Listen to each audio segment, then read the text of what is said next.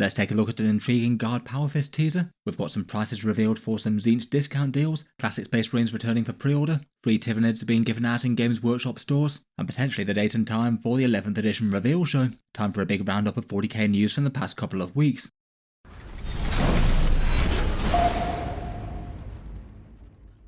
Hello and welcome back to Auspex Tactics, where today I thought we'd do another one of these semi-regular roundups of Warhammer 40k news, basically featuring all the things that I thought were interesting over the past couple of weeks, though I didn't think were quite so important that I needed to rush out to make a video on the topic in and of itself.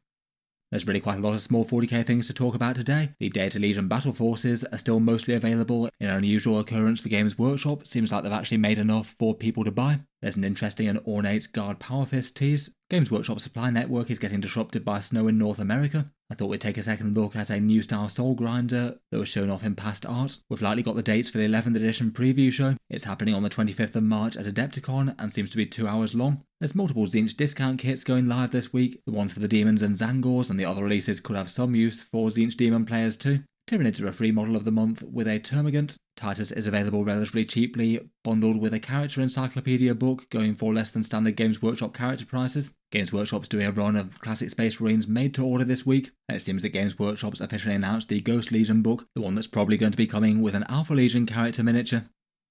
Lots and lots of stuff to talk about, so let's jump straight in. And first up, we've got the unusual news that the Battleforces didn't sell out from Games Workshop this week. Probably not the sort of thing that should be considered news, but given just how many of their releases go like that, I kind of barely bother to talk about the box sets that are up and then gone in seconds, other than to mention it and say it's disappointing. But feels like this one's worth mentioning at least, given it's the exact sort of release I would have expected to have very short supply, but Games Workshop seem to have made slightly more of them for a change. In particular, in the USA and Canada, these one and gone style box sets tend to sell out far faster than in most places, but for whatever reason Games Workshop seems to be reporting enough supply there, and it's still available to buy in most locations. What's most interesting perhaps is they don't seem to be particularly unpopular sets. From all the channel polls and votes and things, it looked like the Death Guard, then the Thousand Sons were probably the most popular, then the Emperor's Children, but all of those at least having a good amount of interest. It was only really the Khorne Demonkin box with this sort of weird hybrid of World Eaters and Demons that seemed to be kind of niche appeal. I'm not surprised that one stuck around, but I'm more surprised that the other ones have chosen to. In any case, pretty nice for Games Workshop to actually make good supply of some in-demand box sets for once, and it means it shouldn't be too hard to pick them up at discount. The box sets haven't released in Australia yet. Games Workshop reported them as delayed, though around the rest of the world most of the other channel affiliate discount retailers do still seem to have them in stock. Wargame Portal in the USA has all of them at 10% off. They'll be able to keep on buying them in as long as Games Workshop in the USA retain stock of them, going at their 10% prices for the second wave orders. In the UK it seems like Element Games has all of them at 20% off still, kind of rare for them not to get sold out quickly. In the EU and Germany, Tash and Geldeep has them at 18% off. With the code in the video description, it's an extra 4%, and in Canada, Fenris Workshop has all of them, Toy Snowman has all but the Death Guard, and you can find all of those linked in the video description. Those links in particular help to support Auspex Tactics, though it shouldn't be hard to find them from other providers. Next up, we had a particularly interesting rumour engine about 12 hours ago. This Guard Power Fist teaser looked like it was quite identifiable as the Astra Militarum, as it's just got a similar sort of style to many of the other ones that they have. The figures and things look kind of similar, and they have those exposed pistons, plus the winged skull symbol towards the top of the thing. This style of Power Fist is present on the Krieg, Cadians and Catachans, so not really very specific within the Guard. But this one does seem to be really quite different to a bunch of the other ones there. The winged skull looks a bit more ornate with some bigger wings for it, plus the Power Fist itself seems to have a kind of ridged edge around the edge of it, in a way that most of the other current ones don't. Kind of interesting to speculate possibilities for this one. Maybe it could be a Scion character, or a model from a fancy command squad led by Commissar Yarrick if he is to be coming back. I saw someone on Reddit suggest that it could be a Vostroyan Power Fist, and looking at this classic model that they posted, that does seem that it could fit rather well. They do seem to have a Power Fist with a rim around the edge of it if they were trying to one-for-one copy this guy. And we might potentially have had a slight teaser towards Vostroyans with the Red Gobbo's miniature this year. It certainly has the potential to be interesting. I'd really quite like to see them do a Vostroyan kill team in a similar sort of way to how they did the Death Corps.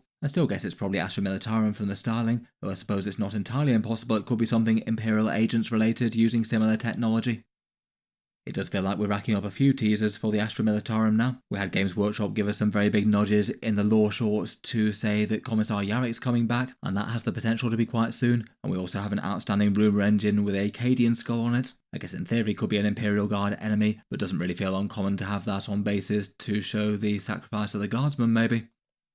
Next up, it seems that we have a potential date, time and duration for the 11th edition preview show, presuming that that's what this is. Unlike several of the preview shows, Games Workshop seemed to know that they were doing this one a long time in advance. They talked about it at the New Year's preview, basically saying that they'd be back in Adepticon, and since then they're now very much listed on the guest list. Their event is going to be happening on the 25th of March, and then it's going to be 8 PM till 10 PM local time over in the USA. Looks like it's potentially quite a long preview show at 2 hours long. I'm not sure if that's necessarily indicative of it being a super big one, but usually they tend to be around 60 to 90 minutes when they do the online ones. Maybe it's just the time slot that they have booked, but if it does wind up being a super big one, then a new edition could certainly fit with that. Unless we hear anything otherwise, I'd guess that one's going to be the 11th edition preview show. It was at Adepticon in this equivalent show at the end of March where they did the 10th edition big announcement, and I think that one was a particularly successful one for them. They certainly had enough Warhammer to get people interested in with that one, both revealing Lionel Johnson and then the new edition at the end of the show. In any case, certainly could be a date to put in the calendar. Obviously nothing confirms it is going to be the big 11th edition one, though I guess we'll get a few more soft hints before then. As well as their big preview show, looks like Games Workshop's also booked into the UK Games Expo as well. That's held in the National Exhibition Centre in Birmingham, the UK. They have attended the event in the past, often having sort of demo games and painting and assembly style things, and given that this one's happening on the 29th of May, there's a pretty reasonable chance that they could have some 11th edition demo games here. For the 10th edition equivalent of this, they basically had their own Warhammer Fest, where they had some small tables to run a very simplistic version of 10th edition Warhammer 40k. And given the timing of it, if it winds up releasing sort of latest June again, it seems that you could see a similar sort of thing here. I believe the 10th edition simple games have something like Ballistas Dreadnoughts and Infernus Marines versus Termagants and Screamer Killers. Before we move on to some Tzeentch and Battleforces, Games Workshop shipping issues and Demon Engine teasers, I'll just give a quick shout out to today's video sponsor in Titan's Terrain. They're one option for getting an entire battlefield worth of 40k terrain on the go, though they do things a bit different to most sets out there with their folding cardboard tile system. The idea is that you basically have a 12 tile grid going 3x4 in cardboard tiles. The playing surface is 45 inches by 60 inches combined, so the right size for current Warhammer 40k. You lay them down and as you unfold each tile, up pops a building. So you basically have an entire battlefield worth of sort of pop-up book style terrain, meaning that it's probably about the most portable terrain set out there. You can literally fold this all down to store it completely flat, and it all fits inside a box around about the same size as a normal board game. I'd say the portability is the single biggest USP. Handy enough if you don't have loads of space to store terrain at home, or you need a compact thing to take around to a friend's house. It's maybe handy enough that it doesn't need any hobby work put into it to have it ready to go, and of course it's far cheaper than Games Workshop too. The folding cardboard design does have a few trade-offs. I'll talk through a few of the pros and cons at the end of the video, but if you want to take a look over their range, I'll leave them linked in the video description. Thanks to them for sponsoring this one.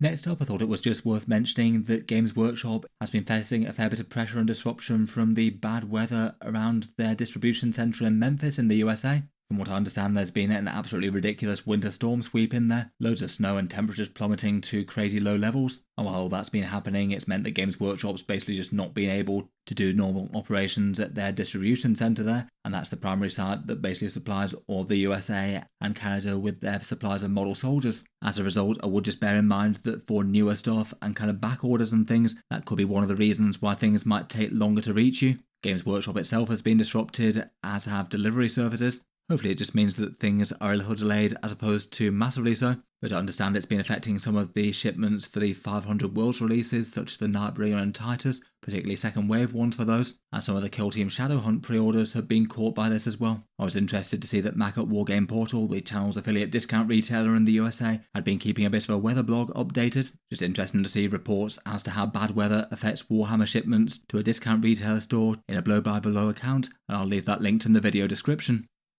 Next up, I thought I'd cycle back to this Art of a Soul Grinder. I remember seeing this and briefly talking about it when it came out with the Vashtor book at the end of 9th edition, though someone called Megacat in the Auspex Tactics Discord server shared that one to me, and just noted how it had a couple of the features that seemed kind of similar with ones that they'd been teasing, the ones that were around the Iron Warrior releases. So far for the Iron Warrior model teasers, we've seen 3 out of 4 of them. We've had the Warsmith, the Upgrade Sprue, the Mutilators, and now we just have the Demon Engine left, with this picture of the claw with the hazard stripes, and then the smokestacks that appear to have a las cannon battery in the foreground. I'd guess that Games Workshop's most likely to show them off next Monday, or if not, maybe the one after. I think most people, myself included, are expecting this one to be a Defiler. Just makes a bit more sense for it to be painted up in Chaos Space Marine colours if it's a Chaos Space Marine thing, as opposed to a Soul Grinder under Vastor's command, but still kind of interesting to see the design similarities here.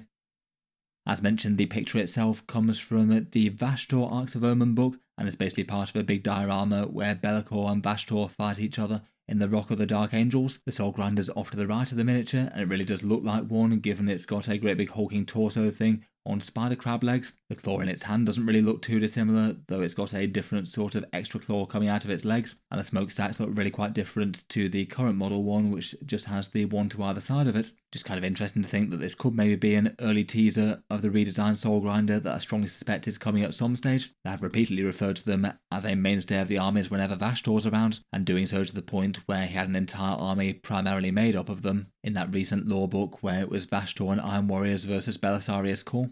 I'm still going to guess this new Iron Warriors thing is probably a Defiler, though I must admit a few of the parts do look very similar, but whenever we do wind up getting a redesigned Soul Grinder, will be interesting to see how close it resembles this one. For this week's releases, it looks like the primary focus is Age of Sigmar, with Tzeentch and the Lumineth Realm Lords getting releases. For a non-40k weekend though, this one's got really quite a lot of stuff that's very 40k related. We've also got a wave of classic made-to-order Space Marines going up for sale. They've got 4 different sets of named characters bundled together that might be of interest to some collectors out there. And also on top of that, 2 of the Age of Sigmar Tzeentch releases are discount sets that are entirely comprised of models that are relevant to Warhammer 40k. There's the Warflame Cavalcade for the Demons, and Spearhead Zangor Warflock, which now have their prices revealed. If you want to pick up any of these, then they pre-order from the 7th of February, so it should be full release in stores on Saturday the 21st of February. For the Zangors, it's Spearhead Zangor Warflock. The box has a Zangor Shaman, 2 sets of 3 Enlightened, and 10 Zangors within it. Basically for 40k players, it's an expansion for 1000 Suns if you want a bunch of Goatburn mutants, and currently for 1000 Suns it's kind of hard to go wrong with 1 set of regular Zangors and a couple of sets of the Enlightened. That often tends to be the sweet spot that plenty of competitive lists go for. The Zangor Shaman is a bit more lesser played, they're not completely unusable. In any case, it's confirmed at £91, $150 or €120 as per normal Spearhead prices. For the points in the box, it is kind of low, 230 points here, so it's not going to get you a big chunk of the 1000 Suns army, but most of the other units are quite good for that at least. For theoretical savings, it's around about 32% off, so reasonable enough there. Overall, I'd rate this one as pretty niche appeal, but genuinely useful to those who want it. In my polls, it looks like around about 1 in 50 40k players want to pick it up. It wasn't widely rated as any good, but for the people who did want these to accompany their 1000 Suns into battle, it's genuinely a useful discount deal on usable units. Then the other one is their Warflame Cavalcade. This one's got Fate Weaver or Lord of Change, 10 pink horrors, 10 blues and 10 brimstone ones, 3 flamers and 3 screamers, and then the Burning Chariot of Tzeentch kit, which has a few assembly options. It does indeed seem that this one is at standard Battleforce pricing, so £155, $250 or €200, so pretty much as I was expecting here. Basically it's pretty much the entire Tzeentch Demons range in one box, and at one copy of each unit you could potentially get multiple. Perhaps the biggest concern with 40k Demons though is just not knowing how they're going to be treated in 11th edition, and if Games Workshop's going to majorly reinterpret the faction in some way, potentially leaving a few units high and dry. It's around 850 points in the box though, so solid enough currently. Tzeentch Demons seem to be having a bit of a moment in game as well, with Lords of Change in particular being rather strong. The saving again actually seems to be genuinely quite solid on this one, 38% off compared with the normal more around 30%. This seems to be better than the majority of Battleforce box sets than Games Workshop sells on paper. Overall, people rated this one as a bit better. A few of the sculpts are a touch on the old side, and again it's still kind of niche appeal out there in Warhammer 40k. There still looks like a reasonable amount of people are looking to pick one up. If you were looking to pick up any of those box sets, then check out the channel's affiliate discount retailers linked in the video description. They should be able to save somewhere between 10 and 21% depending on where you are in the world, and the go times tend to be from midnight Friday night to Saturday morning in North America, and then 10 AM through to midday in the rest of the locations around the world. As ever, a big thank you to anyone using those when they pick stuff up. For the other Tzeentchian releases, there at least seemed a few models that could be kind of fun enough to include in certain 40k armies. Feels like these guys could at least have some interest for Tzeentch Demon players, or guess potentially 1000 Suns with another fun disc-mounted Psycho style guy. I quite like these fun Tzeentchian obelisk things as well. Weirdly enough, there is yet another small Tzeentchian multi-buy set, this one having 3 Screamers, a Gaunt Summoner, and that character on disc from a second ago. Again, maybe could have some theoretical use for Tzeentch Demon players if you wanted some Heralds on disc, or just some fun painting projects. They do have some Tzeentch dice on offer as well, which again could apply to 40k.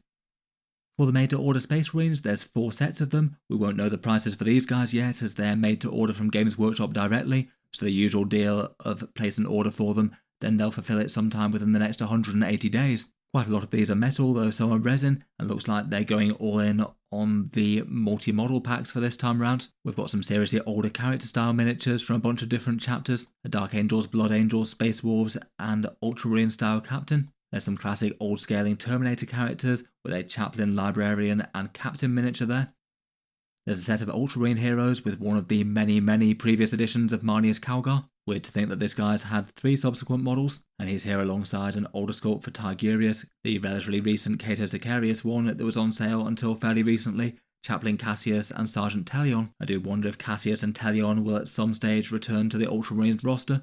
For all the Ultramarine releases, perhaps particularly Cassius is one that's missing in their high command. Finally, we've got an Armour Through the Ages style release with a bunch of metal miniatures of armours of different marks, including a Thunder Warrior one. That's a fairly fun display style offering that they've often brought back. I believe that these ones will be going up for pre-order at the same time as the rest of the pre-orders on Saturday.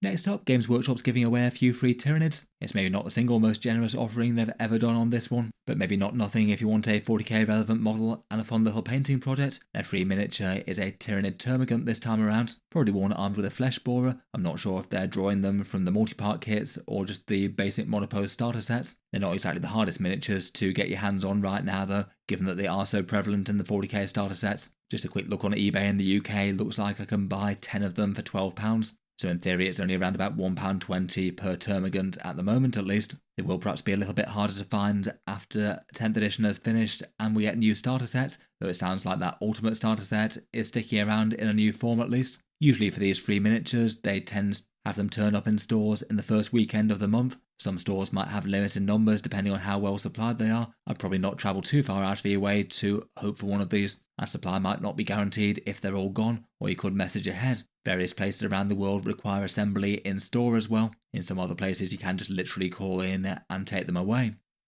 Next up, for a potential small deal, I did mention in a YouTube short and post, it seems that you can pick up Lieutenant Titus's miniature for £21 or $25, potentially inclusive of shipping if you have Amazon Prime, as it seems that this is the price that DK is currently selling their character Encyclopedia book for. I knew that this one was including Lieutenant Titus's miniature, but I hadn't initially realised that it's actually significantly cheaper than a regular Games Workshop character miniature. Currently on Amazon it looks like it's £21 in the UK, £25 in the USA, and just feels a bit on the unusual side that a Games Workshop character miniature is usually like £25 or $40 odd or something. And for this one you both get a character miniature and then a fairly big chunky glossy book with 200 pages in it full of pictures of other Warhammer characters in it. It certainly feels like on an objective value the book should be worth more than the Space Marine, but that's the weird world of Warhammer pricing for you. The sculpt is Titus's Lieutenant style miniature from the Space Marine games. Currently he's temporarily without rules, though I'd guess they'll probably get a Legends data sheet for him at some stage. The sculpt's a fairly dynamic one. You could potentially use him as a lieutenant with a power weapon potentially, or use him as the basis of a conversion to something else. You could give him a weapon swap if you had a mind to.